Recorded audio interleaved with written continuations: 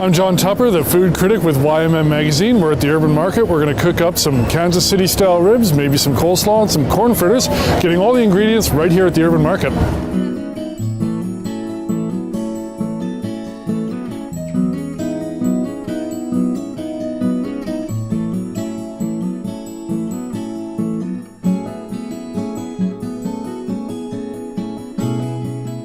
All right, so we got carrots, cabbage, and corn. Let's get some berries and make this something Canadian.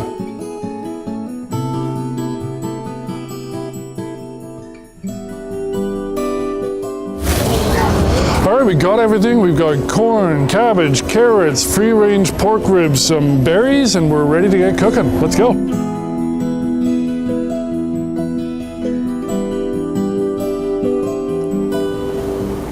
So we're back from the Urban Market, and here we are in the kitchen, and it's a good thing the Urban Market is open late because I had to zip back there and get an onion and get a shallot over there. We're going to make a Kansas City barbecue sauce. It's really dead simple. We're going to start by getting into a Dutch oven here over medium-high heat. We're going to put in a good bit of oil, and we're going to sweat down these onions. It's about 2 tablespoons of oil. It's 1 medium onion minced.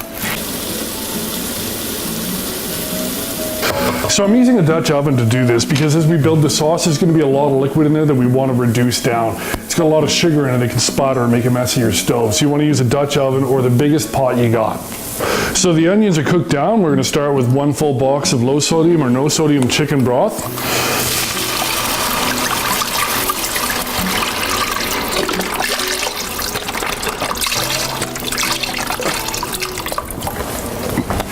Half a cup of ketchup.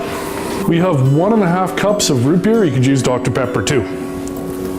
1 cup of dark cider vinegar. Tablespoon of hot sauce. Half a teaspoon of garlic powder. Then we're going to go 1 cup of dark corn syrup. And finally, 2 tablespoons of grainy mustard. And 1 small can of tomato paste. We're going to get this all in here mixed together. So our sauce is reducing on the stove. It's time for our dry rub. 3 tablespoons of paprika. We got 1 tablespoon of table salt. 2 tablespoons of brown sugar. 1 tablespoon of black pepper. And just a pinch, about 1/4 teaspoon of cayenne pepper. And we're gonna mix this all together in a bowl, and then we're gonna rub down our meat. So we're going to rub this right in, get into all the surfaces, make sure both sides are coated, and be generous with it. It should turn completely red. We're going to do this with the second rib, same thing. Okay, while we're waiting for our sauce to boil, I shredded up an entire head of cabbage, and we're going to add about a tablespoon or a teaspoon of salt. Just mix it up. It'll depend on the size of your cabbage. And you're going to just mix this up and let this sit for about 2 hours. All right, so this has been sitting in a little bit of salt for about 2 hours. Now it is salted, so we're just going to drain it under some cold water here. Just rinse that salt off. We don't want to have something overly salty. But what it has done is it's broken down the cabbage quite a bit. It's going to be a little bit more easy to eat. So while this continues to dry out for a couple minutes, we're going to shred a carrot and we're going to make our salad dressing. So we've peeled a couple of carrots and we've cut them into matchstick sized pieces with our mandolin. I'm just going to set this over here while we make our dressing. So for the dressing, what we got here is about 1 cup of blueberries. We're just going to pour those into a food processor or a blender. We've got about 1/4 cup of mayonnaise. We've got just over 1/4 cup of yogurt. It's going to give it a bit of a zing and kind of take out that mayonnaise-y flavor. And of course, we need a little bit of acid, so we have about 1 tablespoon of cider vinegar. So we're going to make corn fritters next, and for the corn fritters, we're going to need 4 ears of corn. But first, we're going to need to shuck them. Now, the easiest way to do that is to just aggressively cut off the tail end of the corn. And you're going to take this corn in the microwave for 2 minutes. We're going to pull the corn out of the microwave, grab it by the ears, and we're just going to squish. And you have 1 perfectly shucked ear of corn, no hairs. So as you're cutting your corn into a bowl, after you've cut the corn, I want you to take the back of your knife into the husk, and I want you to just scrape down the little juicy bits. This is going to give a lot of moisture and a lot of flavors there. I want you to do that with all 4 ears, and it's going to make these fritters fantastic.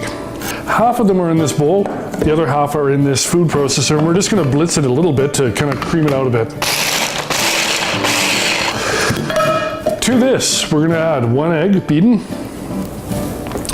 3 tablespoons of panko crumbs, 3 tablespoons of all-purpose flour, half a teaspoon of salt, 1 small shallot minced, just a pinch of cayenne pepper, 2 tablespoons of heavy cream, and we're just going to stir this to combine.